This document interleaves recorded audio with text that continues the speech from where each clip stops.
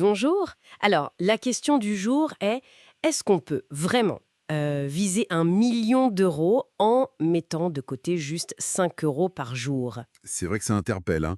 L'idée vient d'une vidéo YouTube de la chaîne Libre et Riche. Exactement. Et aujourd'hui, on va essayer de décortiquer un peu cette stratégie, comprendre comment ça pourrait marcher, quels sont les facteurs clés. Oui, l'objectif, c'est vraiment de voir la mécanique derrière, l'épargne, bien sûr, mais aussi l'inflation, le temps, la connaissance financière aussi, et surtout le rôle de l'investissement et de ce qu'on appelle les intérêts composés. On va regarder ça de près. Bon, alors, commençons par le plus simple. Pourquoi 5 euros par jour, juste mis de côté, ça ne marche pas? Bah oui, le calcul est vite fait, hein. 5 euros par jour sur, disons, 100 ans, ça fait 182 500 euros. On est loin du million. Très loin. Et encore, ça, c'est sans compter l'inflation. Ah oui, l'inflation. La source l'appelle l'impôt des pauvres. C'est assez parlant. Avec juste 2% d'inflation par an, par exemple, c'est 182 500 euros. Ben, il pourrait ne valoir en pouvoir d'achat réel que quelque chose comme 78 500 euros au bout d'un siècle. Ouch! Ça fond, en fait. Ça fond. L'argent qui dort perd de sa valeur. C'est mécanique. Et ça renvoie à ce que la vidéo pointe du doigt. Le manque, souvent, d'éducation financière de base. D'où l'idée d'une stratégie en plusieurs étapes. La première, c'est simple. Réussir à mettre ses 5 euros de côté. Chaque jour. Oui, la discipline, c'est la base. La vidéo donne même une astuce. Considérez ça comme un remboursement de prêt à soi-même. Une façon de se forcer un peu. Couper les petites dépenses inutiles du quotidien. Bon, ça demande un effort, c'est sûr. Tout à fait. Et ensuite, niveau 2, ne pas laisser dormir cet argent. On parle de 1825 euros par an quand même. L'idée, c'est de l'investir. Et là, la vidéo donne un exemple précis. Oui, elle parle d'investir dans un ETF, un tracker, donc qui suit, par exemple, l'indice S&P 500. En gros, les 500 plus grosses boîtes américaines. C'est un exemple, bien sûr. D'accord. Et niveau rendement, ça donne quoi, historiquement? La source donne des chiffres. Elle mentionne des moyennes historiques, autour de 10% par an pour le S&P 500 depuis les années 60. Voire plus récemment, 13,45% avec les dividendes réinvestis. Ah oui, quand même. Mais attention, oui, attention, la source le dit bien. Les performances passées, ça ne garantit rien pour l'avenir. C'est crucial de le rappeler.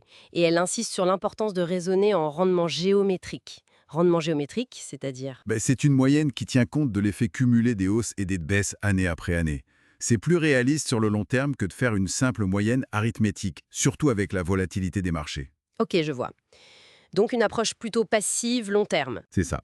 La vidéo semble préférer ça investir régulièrement dans un indice large via un ETF, plutôt que d'essayer de faire mieux que le marché soi-même ou de faire du day trading, ce qui est jugé plus risqué. Et on arrive au troisième niveau, celui qui fait rêver un peu, non? Les intérêts composés. Ah, les fameux intérêts composés. L'idée est simple mais puissante. Les intérêts que vous gagnez génèrent à leur tour des intérêts. Une sorte d'effet boule de neige. La source dit même qu'Einstein en parlait comme de la 8e merveille du monde. Oui, c'est l'anecdote souvent citée pour marquer les esprits, et c'est là que le calcul devient spectaculaire. Selon la simulation de la vidéo, c'est 5 euros par jour, s'ils sont investis à un rendement supposé de 8% par an, Oui, eh bien au bout de 50 ans, ça pourrait donner près de 1 132 000 euros. 1 132 000, avec 5 euros par jour. Voilà, c'est la magie, si on peut dire, des intérêts composés sur une très longue durée. Comparez ça aux 91 250 euros environ si vous aviez juste mis l'argent de côté pendant 50 ans. Le contraste est énorme. C'est fou. Mais 50 ans, il faut tenir, hein. Ne jamais craquer quand la bourse baisse. Exactement. C'est le gros défi, le côté comportemental, la discipline sur la durée. D'ailleurs, la vidéo donne des conseils. Investir régulièrement, même si c'est mensuel plutôt que quotidien. Et ne pas vendre, surtout. Idéalement non, réinvestir les gains. Continuer d'acheter, que le marché soit haut ou bas, pour lisser son prix moyen. Et surtout, maintenir ses apports prévus. La constance. Et si on veut aller plus vite? Il y a des options. Ben, logiquement, oui. La vidéo suggère soit augmenter les apports, plus que 5 euros par jour, évidemment, soit viser des rendements plus élevés. Mais là, le risque augmente aussi, j'imagine, forcément. Plus de rendement potentiel égale souvent plus de risques.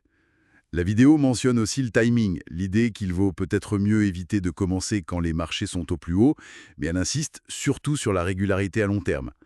Donc, Pour résumer cette analyse, ce que la source met en avant, c'est cette combinaison, une petite épargne mais très disciplinée, un investissement régulier, passif, sur une durée très longue, et la puissance des intérêts composés. Tout ça pourrait potentiellement transformer ces petites sommes en un capital vraiment significatif. C'est pas une garantie, hein, mais une illustration de principe financier fort. Une illustration basée sur la patience et la constance en somme. Bon, et ça nous laisse avec une question peut-être un peu plus large. Mhm. Fait cumuler par cet intérêt composé comportemental pourrait amener une vraie transformation dans un autre domaine de notre vie, sur le long terme.